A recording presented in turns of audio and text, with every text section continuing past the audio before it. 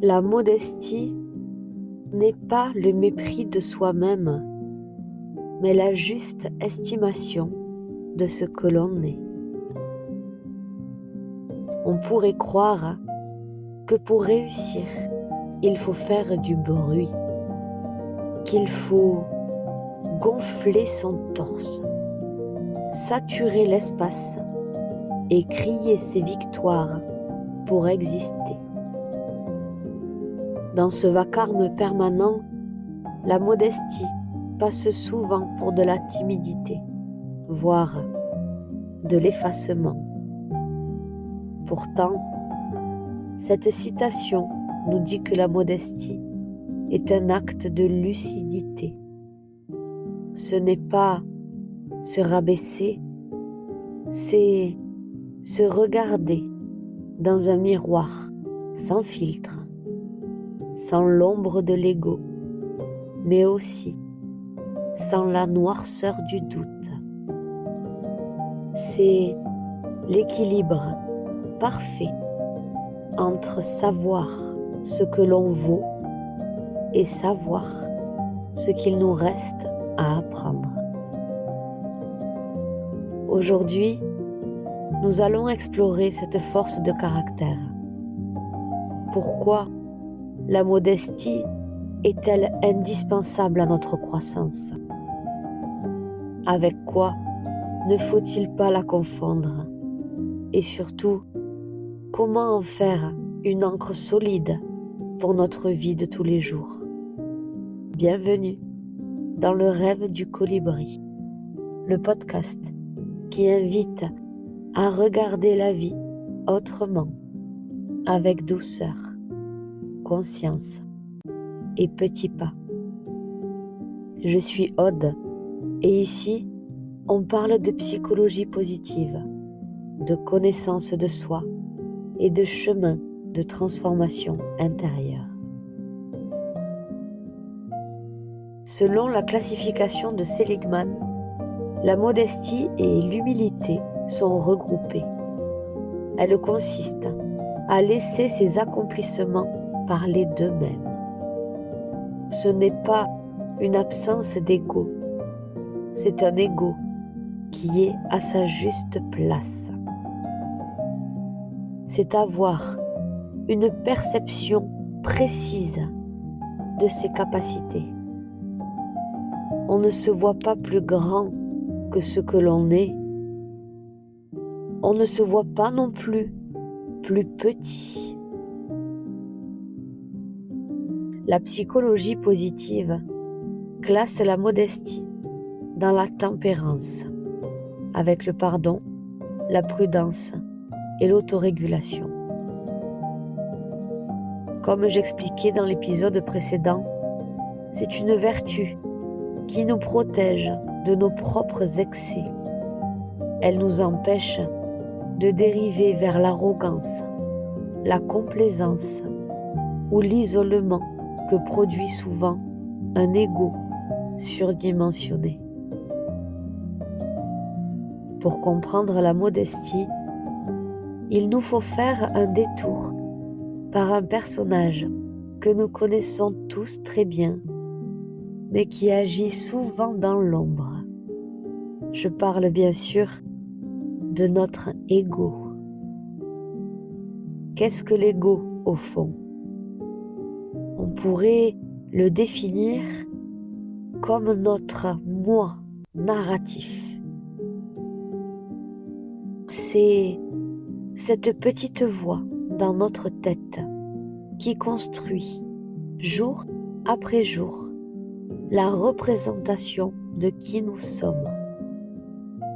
C'est l'image que l'on se crée. Elle nous murmure « Je suis quelqu'un d'intelligent. Je suis une victime du sort. » Ou encore « Je suis le meilleur dans mon domaine. » À l'origine, l'ego n'est pas un ennemi, c'est un protecteur. Il cherche à nous donner une identité pour nous aider à interagir avec les autres et à survivre socialement. L'ego nous aide à dire « je ». Le problème survient quand l'ego prend toute la place. Son carburant favori, c'est la comparaison. Pour exister, l'ego a besoin d'avoir raison, de gagner, d'être reconnu. Ou à l'inverse, il peut chercher à être le plus malheureux. C'est ce qu'on appelle l'ego de la victime. Dans les deux cas, il crée une barrière. C'est moi contre le reste du monde. Quand l'ego est aux commandes, chaque interaction devient un test pour notre valeur. Si quelqu'un réussit, notre ego se sent menacé. Si quelqu'un nous critique, notre ego a l'impression de mourir. Il est important de comprendre qu'avoir de l'ego n'est pas mal en soi. C'est une part de notre structure humaine. Mais le secret d'une vie sereine, c'est de réaliser que nous ne sommes pas notre ego. L'ego est bruyant. Il réclame de l'attention, des validations, des likes. Notre être profond, lui, est silencieux. Il connaît sa valeur et n'a, au fond, plus rien à prouver. Alors, pourquoi l'ego déteste-t-il autant la modestie? Parce que pour lui, la modestie, c'est une mort symbolique. L'ego veut à tout prix être spécial, unique, au-dessus. La modestie, elle, accepte d'être ordinaire, au sens le plus noble du terme, celui de faire partie d'un tout, d'être relié aux autres. Pour illustrer cela, j'aimerais te partager une image. Imagine que ta personnalité est un jardin. L'ego, c'est la clôture que tu construis tout autour pour dire « c'est à moi ». Regardez comme c'est beau. Ne touche pas. La modestie, elle, c'est le jardinier. Le jardinier ne se soucie pas de la clôture. Ce qui lui importe, c'est la qualité de la terre et la santé des fleurs. L'ego veut posséder le jardin. La modestie veut le cultiver.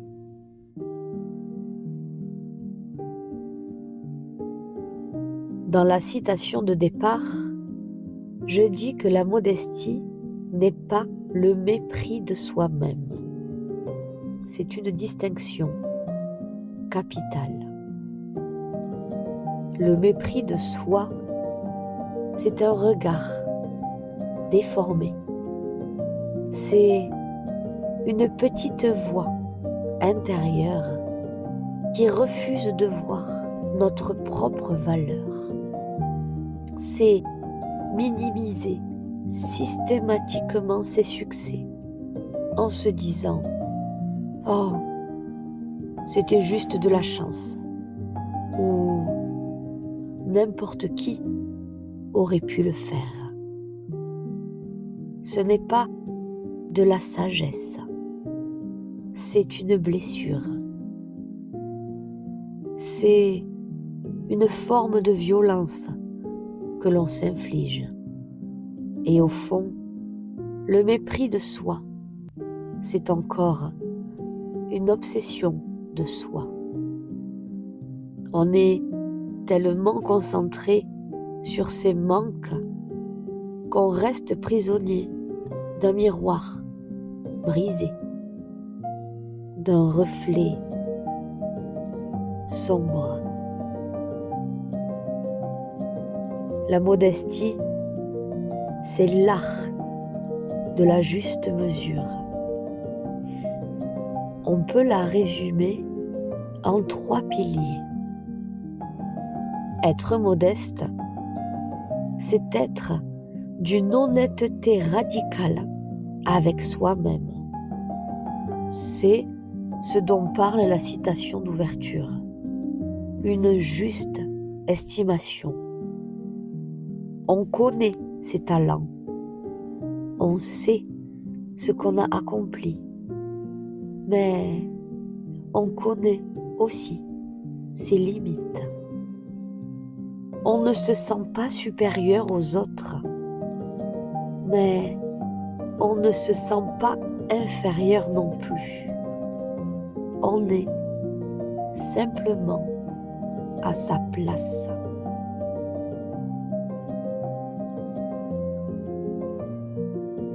Le deuxième pilier, c'est l'ouverture à l'autre. La personne modeste n'est pas centrée sur elle-même. Puisqu'elle n'a pas besoin de prouver qu'elle est la meilleure, elle devient capable d'écouter vraiment. Elle accepte de ne pas avoir toutes les réponses. Elle voit la réussite des autres non pas comme une menace, mais comme une source d'inspiration. Le troisième pilier, c'est l'oubli de soi dans le bon sens. C'est sans doute le point le plus libérateur. La modestie, c'est cet état où l'on oublie de se regarder agir.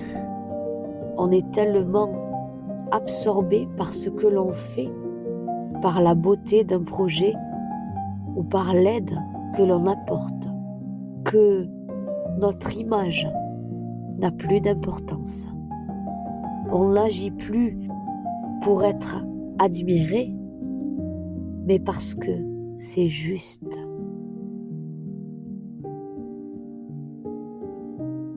Aujourd'hui, je ne te propose pas d'exercice, juste une image de comment on peut voir la modestie.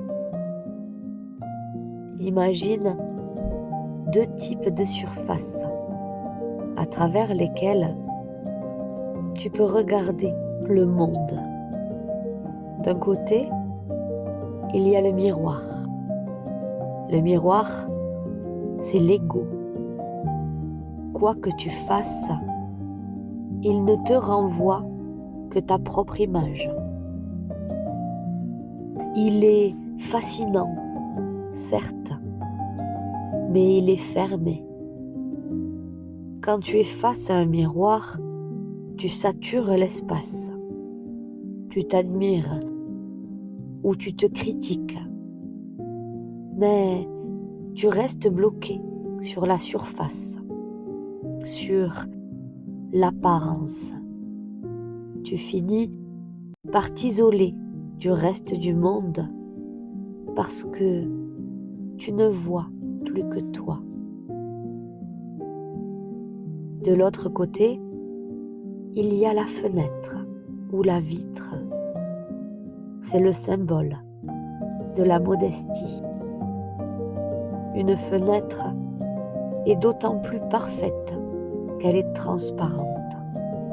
son but, sa force, sa raison d'être, ce n'est pas que tu la regardes, elle, c'est de se faire oublier pour laisser passer la lumière.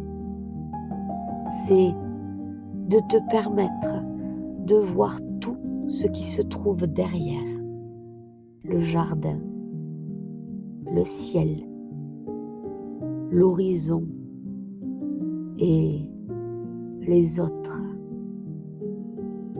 Être modeste, ce n'est pas être moins que le miroir, c'est simplement choisir de devenir une fenêtre. C'est décider que ta valeur ne réside pas dans ce que tu projettes de toi-même, mais dans ta capacité à laisser passer la vie, à transmettre des idées et à mettre en lumière ce qui t'entoure. Le miroir t'enferme dans ton propre reflet. La fenêtre, elle, te libère et te connecte au monde. Alors, pour t'aider à devenir cette fenêtre au quotidien, je te propose une petite réflexion. C'est une encre solide que tu peux jeter dès que tu sens que ton ego s'agite. Dans une réunion, une discussion de famille, ou même sur les réseaux sociaux, quand tu sens une tension monter, demande-toi simplement, est-ce que je veux avoir raison ou est-ce que je veux contribuer à quelque chose de plus grand? La première option, c'est l'ego. La seconde, c'est la modestie. Cette simple question te ramène instantanément à ta juste place. Elle te permet de respirer et de passer du miroir à la fenêtre. Merci d'avoir partagé ce moment avec moi. Comme toujours, si cet épisode t'a aidé à apporter un nouveau regard sur la modestie, n'hésite pas à soutenir mon travail en t'abonnant ou avec un petit pouce. Si tu veux aller plus loin et aller à la rencontre des 5 forces de caractère les plus importantes pour toi et apprendre à les ancrer dans ta vie et ton quotidien, je t'invite à commander mon livre, Les 24 forces de caractère, un voyage au cœur de ce qui te rend unique. C'est un outil doux et bienveillant pour t'amener à la rencontre de ce qui veut vivre en toi. Et comme le chemin est mieux quand on est accompagné, une fois le livre acheté, je reste disponible pour répondre à tes questions si tu en as et pour échanger avec toi. Et n'oublie pas, la modestie, ce n'est pas nier la lumière qui est en nous. C'est simplement refuser de s'en servir pour aveugler les autres. C'est l'équilibre exact entre la fierté d'être qui l'on est et la conscience de tout ce qu'il nous reste à découvrir avec amour.